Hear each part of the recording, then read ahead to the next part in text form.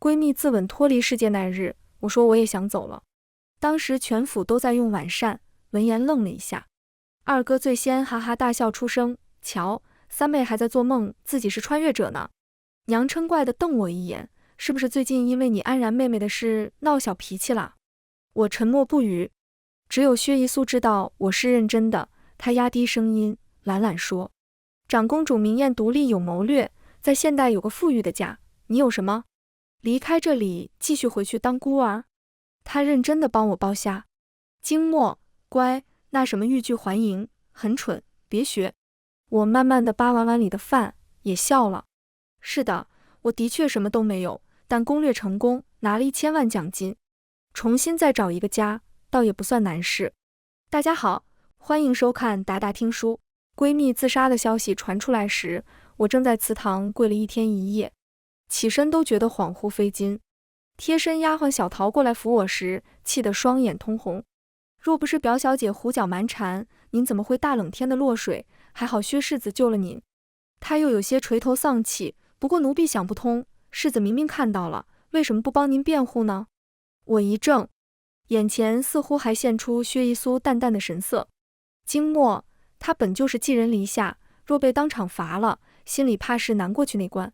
小丫鬟还在喋喋不休地抱怨，我却什么都没听。皇城里传来32声沉重的鼓鸣，心里都泛起细细麻麻的疼。我摇着头，流出眼泪来。小桃，我刚刚听到长公主她的声音变小，长公主轰了，驸马当场就吐了血，现在还没醒来。陛下发怒，以宠妾灭妻为由，剥斥了他的府邸藩地，降为5品中将。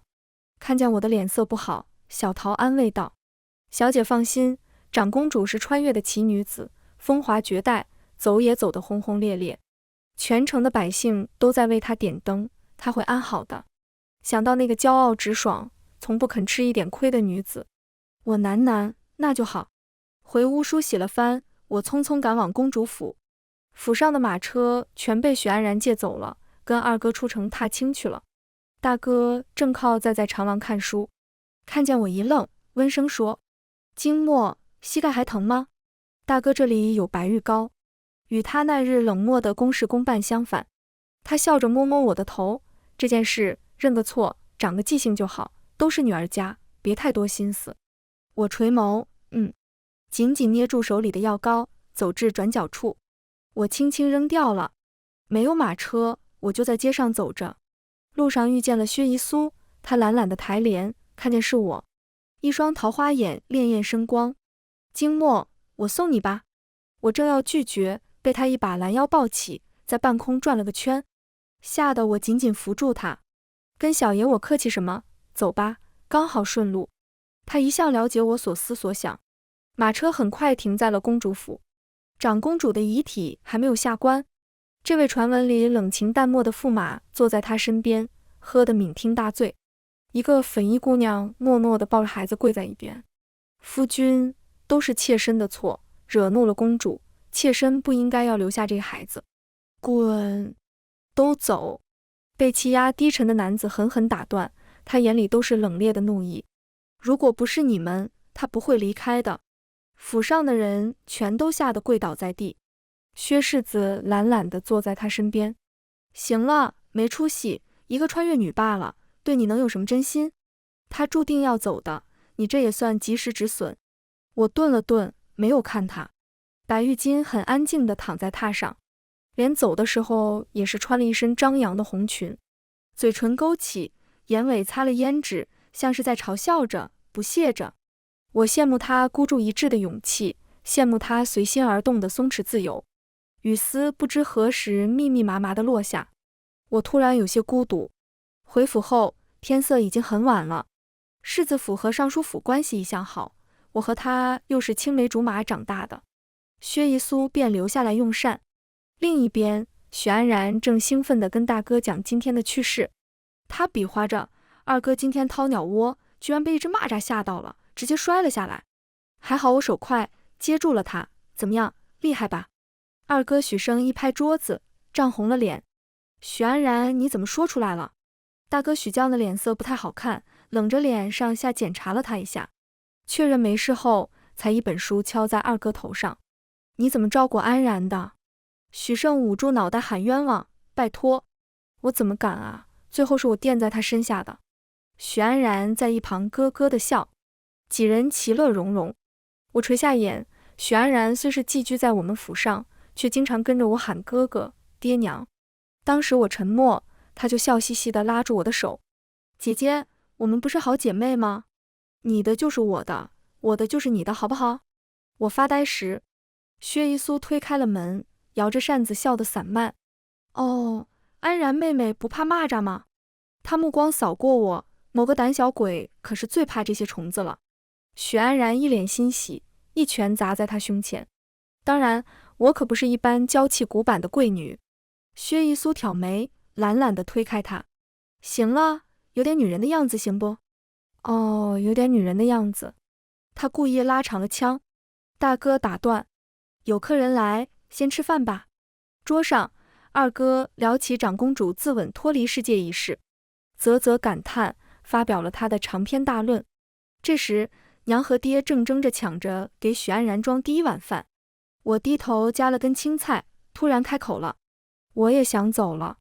气氛突然凝滞住了，全部人的视线第一次向角落里的我汇集，随即而来的是二哥许胜的哈哈大笑。不是，三妹你念书念傻了？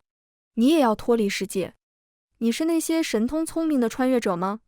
他笑得捂住肚子。长公主会酿酒，会制肥皂，我知道，怎么没听过三妹也会？我淡淡的，没什么表情，因为我从小是孤儿，我没有钱读书。跟国外留学天之娇女的白玉京相比，我的确活得平平淡淡的。10年前，闺蜜白玉京兴冲冲的来找我，哎，金墨，最近有个叫系统的找了上来，要不要陪我一起去？她只用一句话就说服了我，在那里你可是双亲都在，2个哥哥宠你如珠似宝哦，你可以从小念书，有一个完整的童年。听说你的未婚夫也特别帅。我放下冰冷的外卖，好，我答应你。见我一直低头不说话，娘软下了声音，眼里闪出泪花。是不是因为安然？都怪我不好，但安然真的长得太像你那早夭的姐姐了，我这个做娘的每次看到都心窝子疼。别闹脾气好吗？我闭眼，又是这个理由。见娘落了泪，爹脸色沉了下来。好了，经墨你一向懂分寸，长公主薨事，你凑什么热闹？许安然多看了我几眼，嘀咕道：三小姐想让我们全家后悔呗，可自己又没啥本事，真以为离开能有什么影响吗？大哥轻斥了他一声，你也多念点书，别乱说话。许安然吐吐舌，我有个状元哥哥，还用我吃苦吗？大家像什么都没发生一样，嘻嘻哈哈的过了这件事。我慢吞吞地扒着饭，没有再说一句话。最后桌上只剩下了我和薛一苏2人。我吃饭吃得很慢，今天怎么也咽不下去。原来他们一直都不信啊，原来自己当初那些鼓足勇气，敞开心扉，原来自己当初那句小小的撒娇。我告诉你们个秘密，我是穿越者哦，如果你们对我不好，我就走了，再也见不到了。他们都不曾当回事，眼里有些酸酸的。薛一苏慢条斯理地给我剥虾，他知道我是认真的，但他不在乎。你闺蜜独立聪慧，在现代是个千金大小姐，但你有什么？她细心给我擦去嘴角的饭。乖，别什么都学，很蠢。早点睡，女官升任之际，明天带你去练马庆祝一下。薛一苏语气缱绻，唇瓣轻轻靠近我的耳旁，被我避开。她也不恼，笑着拍拍衣角。你应该期待下月。我抬眼，她笑得意气风发，下个月我会娶你。她走了。我躺在榻上，一道清亮的女声突然响起：金墨，你脸色怎么不太好？猛地起身，眼前突然呈现出了一张透明的屏幕，是白玉金。没事。她躺在家里的10米大床上，吃着薯片，一脸坏笑。金墨，你今天去了公主府吗？我点头。狗男人是不是后悔死了？哼，等着他的苦日子还在后头呢。那个小妾的孩子早就被我下了毒，那狗男人箱里被我藏了住房图。他笑得直蹬脚，还有将军府老太婆。哼，本小姐才不奉陪了，还想用孩子捆住我，我一点都不会在乎的。白给我睡了几年，稳赚。白玉京高傲地扬着头，我笑着附和他，是啊，失去了你，他们肯定后悔死了。他吐舌，活该。白玉京把目光放在我身上，你呢？你攻略值差不多满了吧？但你应该会留下来的吧？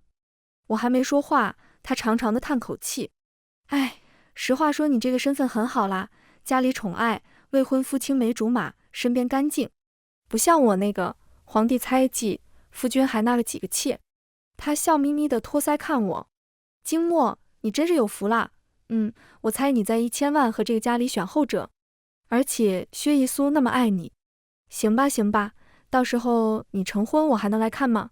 我突然拔高了声音，我不想留下。他止了口，睁大了眼睛。啊，金墨，你在开玩笑吗？你怎么了？是不是那个许安然又来作妖了？但他翻不起什么浪啦，一个玩意罢了。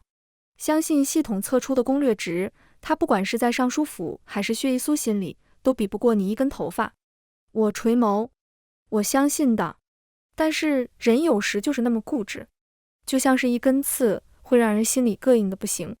白玉京不在乎，是因为他把这里当做一个游戏，什么都动摇不了他自己。可是我现在却因为真的上了心，而难受的快让人弯下腰去。画面被切断了，我发现自己在哭，眼泪像是怎么都停不住一样。我换出了系统，现在的攻略值是多少了？宿主，无论是尚书府还是薛一苏，都停在了90%，没有再动过了。他安慰道，90%已经很高了。我没有说话。自从去年表小姐许安然来了后，我跟他们吵了好多架，一改平时安静温和的性子，变得甚至有些咄咄逼人。好感度一直没再上涨过，我也从来不再问，这只是个数字，我知道他们很爱我就够了。系统劝过我，宿主，你有时候低个头的事，好感度就满了。我拒绝了。那时候想，总归自己是不愿回去的。系统，1000万奖金还作数吗？当然。我松口气，1000万，什么家人找不到，什么男人买不到。我一直睁着眼睛到天明。很早门口就传来喧哗声，我起来时，服侍的婢女皆低着头不敢说话。正奇怪着，二哥许胜挡在我面前，两人很久没说几句好话了。他支支吾吾的，三妹妹，你今天气色真好，就是这只簪子怎么坑坑洼洼的，不好看，我再给你买只。我摸了摸发上的玉簪，慢吞吞的哦了一声，这就是二哥送的呀，那时候许安然要抢，你让我给他，结果摔在了地上。他脸色有些不太好，我继续说，我自己修了好久呢。见我往大堂里走，他吹了口哨，三妹，今天和鲤鱼肯定多，要不我们去。我停下了，以前你不是最讨厌跟我一起的吗？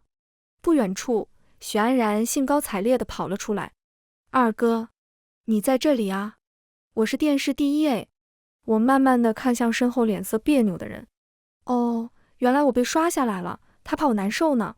大堂里，爹坐在上位喝茶，看不清神色。我行礼，敢问尚书大人，我的卷子可有不妥？他没说话。坐在一边的大哥静静地开口了，金墨，你别怪爹，是我举报的，你的卷子边上有一处折角，卷面不洁，对于你来说不是小事。他皱眉，你平日里想东想西，过于懈怠了。这样啊。爹走了下来，语气有些艰难，来年的女官考核你可以再去。我看了看一旁欢呼雀跃的姑娘，许安然瑟缩在她后面，你这是要怀疑我吗？我本来就寄人篱下，惹不起正儿八经的狄小姐，怎么可能有这个福气？没有亲人，你这种大小姐怎么会懂？她眼眸含泪，好像这件事多么习以为常一样。娘听到了这话，一脸沉重。我慢吞吞地说，我也没有亲人啊，跟你差不多吧，也蛮可怜的。声音很小，只有身边的大哥许将脸色一变。经墨，我打断，环视一圈，认真问，爹，您高兴吗？他别过脸，自然是要为他高兴的，全府一荣俱荣。我舒了一口气，眉眼弯弯，那我就不难受了。爹，我想您每天开心一点，开心一点，就别为我的离开难过了吧。全部人一愣，两朝全沉，一向肃穆的尚书大人突然掩面，说不出话来。好感度在上升。走出府外，我第一次认真地正视这个世界。生活了16年，被我视作完美的家的地方。薛一苏说的对，我是不想离开，我不想面对现实里那个双亲车祸身亡，没有任何依靠的自己。但梦既然都不完美了，也是该醒了。我挑着砚纸的时候，许将从后面慢悠悠地上前，他淡淡的：“三妹，你在撒谎，你现在明明就很难受吧？”我跟他的目光对上，他似要解释，被我打断：“大哥，你来的正好，给我挑个砚台吧。”我垂下眼，漫不经心地翻找着，我的第一个砚台就是你送的。许将顿了一下，垂下的手狠狠捏紧。我笑眯眯地说：“送个砚台就原谅兄长好不好？”很久，他才轻轻嗯了一声，给我买了一个最贵的。好感度在上升。咦，为啥呢，宿主？我不变神情，他在愧疚，而我刚刚没有对他生气。我望着前面许将的背影，手一松，1000两银子的砚台不小心砸在地上，在外面游了船，吃了米糖糕，叼了泥人，和我这个世界的母亲好好的聊了一场。她一生雍容华贵，夫君宠爱，唯一的心结就是我早逝的姐姐。在她默默看着我第3次流下眼泪时，我的心也流下了泪。娘，您别哭了，是又想帮许安然向我要什么东西吗？我们是母女，你想要什么我没给过。她近乎哽咽，却意外地问起了另一件事：你会走吗？我沉默，还是那句话，若有人待我好，只是不舍得。她放松下来，我欠安然3个承诺，最后一个，我想让她嫁给心仪之人。我没有说话，娘紧紧拉住我的手，这是最后一次了，以后我会尽力弥补我对你的失责。她越来越说不出话。她是从小看着我们长大的，知道我9岁亲手绣了第一个香囊给薛一苏，知道我努力考上女官，也是想和薛一苏并肩而行，知道薛一苏小时候为了护我一根糖葫芦，跟几个小孩子打架，躺了3天的床。她知道我们2人从未缺席过对方任何一次重要的事。我松了口气，无奈，娘，只是换个婚约的事，不用这么艰难。他们挺般配的，恭喜了。这位尚书夫人似是不敢相信。惊诺，你说真的？你放心好了，你是我的女儿，没了这个世子妃位置，我给你选更好的。当今太子不是少一个侧妃吗？我去找太后求情，把你以后扶成平妻，或者那个戍边的小将军，他也喜欢你。我微笑着一一听着他讲，好感度在上升。系统沉默了一下，宿主，您的中枢神经系统内单胺类神经递质功能失调，所以，宿主，您现在很悲伤。他这一句话差点把我的眼泪逼出来，喉咙酸得厉害。我拿起面前的茶杯，拼命压住眼底的酸意，不能哭出来，娘会愧疚，她会伤心。我有时会恨她，但我爱她。恭喜宿主，尚书府团宠千金攻略任务进度100%。我喃，那就还有薛一苏了。回府时已是下午，薛一苏还靠在外面等我。他一向很有耐心，他懒懒地拔了根草，逗着面前的马儿，手上提了壶烧酒和金桂楼的糕点。哎，给我吃不行吗？我喜欢这家点心很久了。许安然提着裙角垫脚想去抢，薛一苏笑笑，把袋子提得高高的。别闹，这个是给金墨的，你姐姐今日升任女官，她才没当呢。是我？姑娘气得跺跺脚，糕点是我的，你也是我的。这话一出，2人都愣了一下。薛一苏转身，刚好看见我，他马上摊摊手，桃花眼潋滟。金墨，这不能怪我吧？我也学他，摊摊手，无奈道：不怪你，还有，以后别来找我了。你的未婚妻换人了。许安然脸上的欣喜之色还没溢出，薛一苏冷笑一声，手上的酒和米糕砸在地上。哦，换谁？他也配？在我进去之前，紧紧地拽过了我的手腕。我挣扎，他反手把我压在了墙边，还不忘细心地把手垫在我的脑袋后。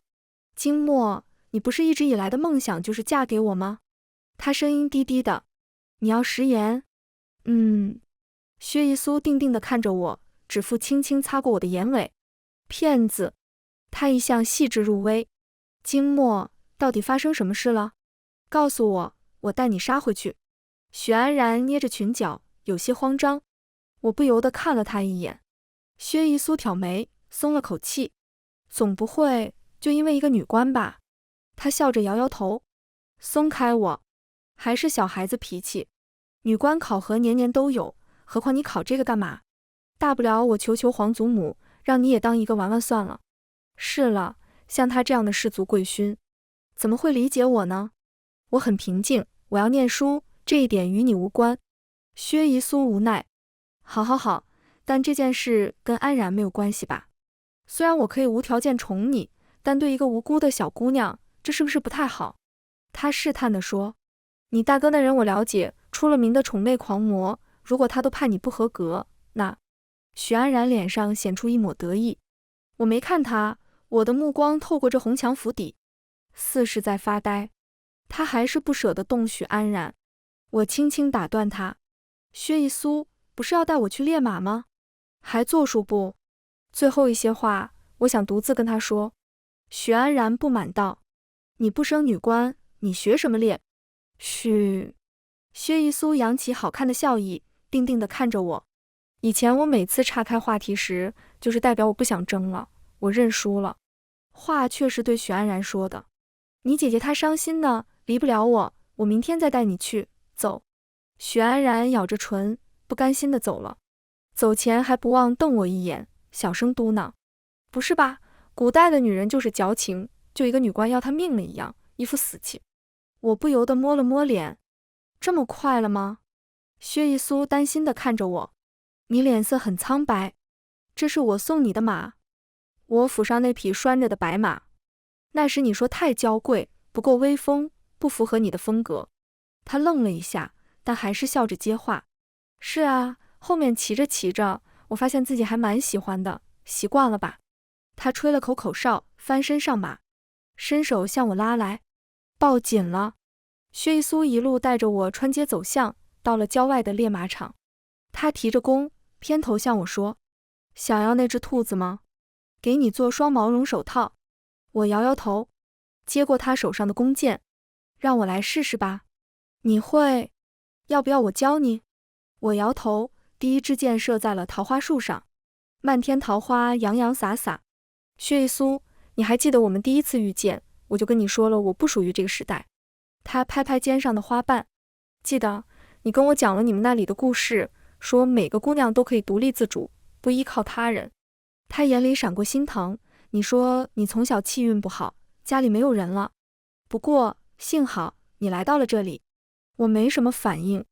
我说我和白玉京是来这个世界做任务的，任务完成后就要离开。我眯起眼，第二支箭射在了树边的一道石缝里，一只灰色的兔子顿时钻了出来。薛一苏一顿，笑意敛去。但是你也说了，你不会走，不是吗？万事万物都是会变的。我淡淡一句，瞄准了那只灰色兔子，松手，利箭刺穿了他的胸口。薛一苏眯起眼睛看过去，明显愣了一下。就像我从来没跟你说过我会射箭，你也从来没想过。我扔了弓，去年3月，你带着许安然去了围猎。我很想跟着你一起，但是你说你担心我，因为我不会射箭，不会骑马。后面我哭了好久好久，每天晚上都偷偷起来练箭。他看着我，明显有些慌乱。我低下头，结果第2年的3月，你还是带了许安然去。因为他哭了，你说不能太骄纵我，要给我一点点惩罚。眼泪滴了出来，被我不在乎地擦掉。你每次都说你根本不在乎他，但你每次都漫不经心地选了他，因为你觉得这是个玩笑，总归我是依赖着你的，我也确实很喜欢你，我想和你在一起。你知道以前从来没人对我好，我不像白玉锦。眼泪越擦越多。但是我现在才知道，原来你是瞧不起我的。白玉京能走，但是你觉得我是离不开你们的。薛一苏整个人突然变得很害怕，他手都在颤，上前紧紧抱住我。别说这些好不好？我错了，你别这样。我露出了一个狡黠的笑。你觉得我离不开你们，所以你骗了系统也骗了我，你的心动值一直都是100%，所以现在我可以走了。恭喜宿主完成任务，准备脱离。倒计时10、9，我的身体逐渐变得有些虚空。他踉踉跄跄地摔倒在地，却怎么都扶不住我。撤回心动值，撤回。为什么还是没反应？他双目变得赤红，低哑的声音带着几分病态的痴狂。我闭了闭眼，事到如今，他还是想困住我。金墨，你要放弃全部人，包括我吗？我说不出话了。3、2、1，不！最后听到的是他痛苦的哀嚎声。恭喜宿主，耗时16年08个月，完成攻略任务，1000万12个小时内打在您的卡上。祝生活愉快。随着机械音的消失，一阵眩晕，我缓缓从空中落下。白玉京欢呼一声，紧紧地抱住我。京墨，欢迎回家。我就知道你最厉害了。怎么样，是不是很爽？看他们追悔莫及，狠狠打脸死绿茶。我笑笑，也还行吧。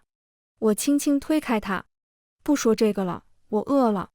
他拍拍胸，说吧，想吃啥？别客气。就想吃碗面。白玉京戳了戳我的脑袋，笨蛋，吃什么面？还没吃够吗？吃烧烤。然后我带你去夜店。薛一苏不就长得好看了点，有1000万要什么男人找不到。他吹了声口哨。我想了想，也是，我正想谈恋爱啦。他激动得快跳起来，拉起我就跑。走走走，万年铁幕终于开窍了，感动死我这个老母亲了。我慢吞吞地补充，要温柔一点的，最好有点腹黑，我喜欢散漫慵懒的那种风格。有钱最好，对了，还是帅点吧。白玉京，行，你个大馋丫头，要求这么高。很晚，我拿出钥匙开了门。简单狭小的出租屋，甚至桌上还放着那天吃剩干冷的外卖盒，让我恍惚的似乎像做了个梦。洗漱完毕，躺在床上，马上就定下了个高层公寓。第二天，我在一所孤儿院前面停住了脚步，挑了一个打架最凶的女孩，低垂淡漠的眉眼。我蹲下问她，小孩能不能帮我打架？她疑惑地探头，帮我打架？谁欺负我，你就揍扁他们，永远站在我这边，愿意吗？她似乎是第一次听到这个要求，很小声地问，那我这算是有家了吗？我也有些开心。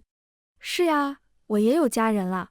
隔了几天，我又去找了楼下开面馆的年轻老板，他经常偷偷看我，每次悄悄地给我的面里加了很多牛肉。两人之前加过微信，他叫顾京娇，帮了我很多。我弯起眼，满足地吸溜着面。喜欢。他涨红了脸。我低头，你跟我一个哥哥长得很像。声音很轻，他没听到。可以当我的哥哥吗？我很想要一个家。他一愣。我摆着手指头数，一个家，有哥哥，有姐姐，有妹妹，就很完整了。好。顾京娇笑笑，那哥哥请妹妹吃面，不能再拒绝了哦。我乖乖的点头。我们好像真的活成了一家人。顾京娇很会做饭，甚至修水管什么的也是样样精通。她还是老师，教数学的。小女孩叫陆跳，占有欲强，很护短，对我特别亲昵。顾京娇每次辅导陆跳作业时，都会被后者气到心梗。我笑到在床上打滚。闺蜜白玉京搂着几个男模来看我时，也啧啧惊叹，3个不同姓氏的陌生人，居然就这么和谐亲切到成为了一家人。我也试着谈了几次恋爱。顾京娇面不改色，这个不太行，丑，这个太花心了，这个太矮了。我若有所思，好像有点道理。1月末，寒冬腊月，我第一次吃上了家人的年夜饭。我硬是把白玉京从床上扯了起来，陪我吃年夜饭。就在这时，很久不见的系统出现了。他有些疲惫，纠结道：宿主，世界崩坏了。我顿了顿，继续洗菜。白玉金从沙发上跳了起来。怎么？我家那个狗男人造反了，把我的尸体挖出来了。不是，是柿子反了。所有人都没想到，他在这个剧情的存在感其实不高。他看了我一眼，一向公民严正的尚书府假造了圣旨，趁此推波助澜。我慢慢说，哦，为什么？薛一苏需要神丹，很多很多的丹药和秘术师。白玉金沉默了，不是吧，这么深情的。他要聚全国之力复活你啊。系统淡淡道，对于一个注定孤独的路人甲来说，100%的攻略值，能不爱得要死吗？他看向我，对不起宿主，本来我不想来找你的，但是每个长得像你的，性格像你的，名字一样的，都没有撑过3日。系统给我放了一段视频，薛一苏懒懒地擦着剑上的血，地上是个个死相凄惨的穿越女。突然，他像是意识到什么一样，眸光紧紧地锁死镜头。系统，我知道你在看，我还是那个要求，让金墨回来，再攻略我一遍，不然我就毁掉这个世界。画面发出咔咔的声音。还是1000万，您如果不愿意。我挑挑眉，蹲下身摸摸陆跳的头。想不想住大别墅？想。我若有若无地说，跳跳，记得帮我狠狠揍那些坏人。顾京娇面不改色，我会做饭，带我。好啊，我弯唇，说不记恨都是假的。我回来了。此番回去用的是在现代的容貌，无人认识。系统显示把我们传送到了外城。陆跳很是稀奇，想要吃那个糖葫芦。他拉着我过去时，正有位一身贵气的世家老夫人停在前面。老夫人沉默了很久，拿出一锭金子。全买了，我女儿喜欢。陆跳啊了一声，全买了。老板脸上恭敬无比。抱歉小姑娘，这是国公府的贵人，我得罪不起。我哄道，没事啦，我会做，等下给你露一手。那边正被搀扶着上马车的老夫人浑身一颤，她猛地回头看我，我与她对视了一会，移开目光。姑娘也喜欢吃。我笑着摆手，不，我现在不怎么喜欢了，太腻。她眼尾流下一滴泪出来。旁边的婢女变得慌张，夫人，夫人。我有些奇怪地转身离开。我该认识她吗？系统回头望去。宿主，我忘了告诉你，短短时间内物转星移，这个世界已经过去了20年。我脚步顿住。所以刚刚的国公夫人是你以前的母亲？我低着头，我没有母亲，我只有哥哥和妹妹。突然，一个桃子从后面准准地朝我扔来。顾京娇眼疾手快地把我拉开。一个30来岁还吊儿郎当的紫衣男子正朝我吹口哨。哟，小野，我看你很亲切，10两银子陪我捉蚂蚱去不？我抬眼看他，干脆地拒绝了。不去，你喜欢把蚂蚱丢在我裙子上。他脸色突变。这时，一旁的陆跳蹦过去，咬住了他的手。不准你欺负我姐姐。许胜痛地甩手，哪来的死孩子，谁是你姐姐啊？她是我亲妹，我怎么会欺负她？放屁！姐姐说她只有一个哥哥。陆跳骄傲地叉腰，是我京娇哥哥。男子的目光一怔，他突然染上痛意。京墨，你不要二哥了。我无所谓地摊摊手。二哥更喜欢其他妹妹，二哥总是嫌我死板无趣。他还要再解释什么？我打断。我回来不是来看你的，我还有点事，就先走了。许胜红着眼站得远远的，却不敢出言拦我。有空回府里看看吧，大家都很想你。陆跳跟在我身后，好奇地问，府里是什么好玩的地方吗？不好玩，有一个会吃小孩的姐姐。我拉住她的手，往宫里的方向走去，赶路要紧。可这天命非得可笑如此。我没想再看见昔日亲友，他们反而一个又一个冒了出来，缠在我身边，无缝不钻。京墨。听到这个清浅的声音时，我闭了闭眼。大哥是怎么认出我的？一身红色官服的许将从马车上徐步下来，他是最先认出我的，却是脸色最为平静淡然的，好像早就料到我一定会回来似的。或许是兄妹之间的心灵感应呢？我抬眼，目光相接时，突然发现自己真的讨厌极了他这副永远从容的神色。京墨，许安然已经死了，你还要怨我们吗？我结语一颤，慢吞吞地哦了一声。抱歉，请让让吧。他神色微动，马车里传来动静，一个娇俏可爱的女子冒出来，好奇地打量我。你就是金墨妹妹了？她伸出手，许将她经常跟我聊起你呢。我伸出手打断，笑笑，嫂嫂好。她也不恼，拖着怀里的小婴孩，来，墨，这是你的亲姑姑哦，是不是跟你爹一样，特别好看呀？小孩伸出一只小手，试探性地抓住了我的衣服，心里涌出一股复杂。我摸了摸他的头，很可爱。许将不动声色地看我，我轻轻地掰开孩子的手指。再见。大哥的眼里突然暗淡下来，他还是很平静。再见。让他们过去吧。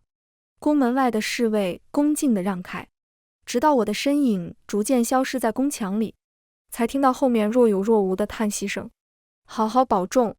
系统说，宿主，您别怪您爹，他不是不来看你，他在10年前已经得病去世了。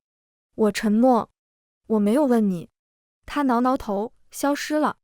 我猜的吗？猜错了就算了。此时阳光正好，宫墙里处处都栽了桃花树，洋洋洒洒落在我的脸上。我突然想起什么，顾京娇，你带着陆跳先去边上玩吧。他一顿，我可以帮你。知道他对我澄澈真挚的心思。我声音柔柔的，我不是不相信你，我只是现在有些饿，想待会能吃上你做的饭。好，早点回来。他们刚一离开，几个带刀的侍卫就现出了身。请吧，娘娘。闭嘴！我不喜欢这个称呼。我突然发了火。他们一愣，安静地跪下。我冷冷离开，才发现沿途的侍女太监跪了一路，恭敬而虔诚。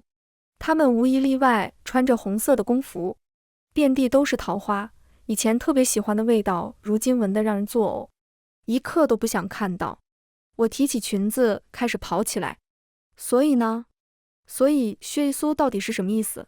让我重新攻略他一遍，攻略他这个暗藏城府多年、心机深重的人，让我再一次屈服，向他示好。明明说了再见，再也不想见的。明明是他选择了许安然，互不相干，两不打扰，不好吗？一想到薛一苏会痛苦，故意自责，会说：金墨，你以后就是贵妃，许安然已经死了，我以皇后之位将他安葬，以后我们好好过日子，好吗？我大口地喘着气，推开了店门。映入眼前的是一个完美到发丝都一点不差的木雕。女子穿一身青色的衣裙，打着一把竹伞，遍地都是血。许安然被绑在一边，脸上都是泪水，气息奄奄。木雕却一点没沾上半点污渍。那是我第一次与他相见的我。我愣住了。系统尖叫，我靠！许安然没死，而是被薛一苏关起来报复了。他瑟缩，好惨，比前几位攻略女都惨。呵，你又是第几位攻略者？薛一苏头都没有回，安静认真地雕着木雕，他眼里露出冰冷的残忍。都说了，让你们系统别送攻略女来了，没用，赶紧滚！我站着不动，有趣地打量着地上躺着半生半死的许安然。他愤怒地发出呜呜声。哦，舌头被割了，心里冒出一股寒意。薛一苏真的比我想象的藏得更深。还不走吗？那让我来看看你又有什么特别的长处。须，长得像他多一点，可以留个全尸哦。他缓缓地转过身，靠近我，看着毫无相像的我，他眼里闪过困惑。杀人不好，会被偿命的。随即他脸色大变，他往后踉跄了几步，深吸一口气。金墨，你来啦。薛一苏唇边荡漾开柔软的笑意，像是迎接一个久别重逢的老朋友，笑着问要不要过来喝茶呀。他没有穿龙袍，什么装饰都没有，是那件我3年前跟他赌气故意送给他的一件花红色的长衣。我抱着肩，不喝茶，不叙旧，还有这个木雕很丑，别刻了。他不说话，我定定地看着他。时间果然过去很久了，他的眼角已经有了细纹，头发。他完全转过来的时候，我简直是吓得往后退了一步。你的头发全白了。他似有些懊恼，对不起，经墨，我本来打算用墨膏染回去的。见你我一定要确保样样完美。薛姨苏眼里潋滟出光色，但是我没算到你提早来了。她像是很欣喜一般，扔下手里的刻刀，向我走来。经墨，所以你是想来见？我挑眉，故意往他身上扎刀。我不想，我见你一面我都嫌恶心。这个世界我也早就忘得差不多了，你不知道吧？我有了1000万呢，我又重新有了一个家。我很骄傲地叉腰，他们对我更好了，我更幸福了。他身形都有些摇晃，苦笑道：是吗？当初要不是为了那1000万，我不会来攻略你的，我后悔死了。薛姨苏脸色变得痛苦，她伸出手，我以为她要拔刀了，结果她只是很轻很轻地抱住我，哽咽道：经墨，他们也会这样抱你吗？他们知不知道你特别怕冷？知不知道你其实最喜欢的是红色，但不好意思说出来？他笑了，知不知道你送我的这件衣服，你其实挑了很久，却被人说丑而故意扔给我？心里疼疼的，痒痒的，像结痂的伤口又被悄然裂开一道缝。我拔出簪子，扎在他胸前。滚！这些事你知道又怎么样？你骗了我这么久，我恨死你了。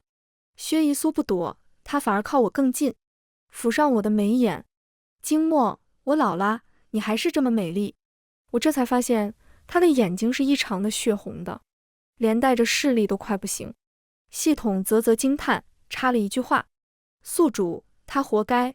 其实你离开当日，少年世子就一夜白头了。有人说你是吸血的精怪，世子就笑着拿出长刀来，杀掉了好多人，溅在脸上。他又看了一眼，所以他现在的眼睛也是红色的了。察觉到我的目光，薛姨苏像是很局促一样，他捂住了自己的眼睛。经墨，别看，很难看。窗外夕阳渐落，我别过脸，真的很不耐烦似的。谁在乎啊？我抹干脸上的水色。我知道，我既然来了，你估计就不会放我走了。我笑得恶劣，但是我要来看看，我要嘲笑你，我要恶心你。你根本不知道，当我第一次说出想走的时候，我有多难受。可惜啊，可惜你们都在笑我，我也觉得挺可笑的。我摊摊手，无所谓啊，你用攻略值来威胁我吧，大不了不就跟你死在这里呗。我靠近他的耳旁，轻声说，就算死，我也要叫系统把我的尸体拿走，别脏了我的轮回路。薛姨苏愣愣地看着我，突然有些泣不成声。我静静地看着他崩溃，不耐烦地翘着二郎腿。哭完了没？不是要我重新攻略你吗？就从我们第一次遇见开始吧。好像是一座长桥。我借了你一把伞，这次我就不借了，我要赶紧回家。薛姨苏突然抬了头。经墨，一切都不用重来，因为从第一次见面，我对你的心动值就是100%，现在也是，从未改变。我们之间根本就不需要重新攻略，我那样说，只是因为我想见你一面。我皱眉，他把长剑插入自己胸口，艰难开口，然后想说句对不起。他用尽最后的力气想拉住我的手，被我躲开。他笑了笑，也没生气。薛姨苏紧紧地拉住石雕的手，不管是爱还是恨，我就想让你记住我一辈子。经墨，一辈子你都别想忘掉。我静静地看着他，闭了眼。或许吧，但未来的事，谁又说得清呢？出店门已是傍晚，顾京娇把饭热了一遍又一遍，而陆跳举着糖葫芦，开心地朝我奔来。全文完，达达听书感谢您的观看，我们下个故事再见。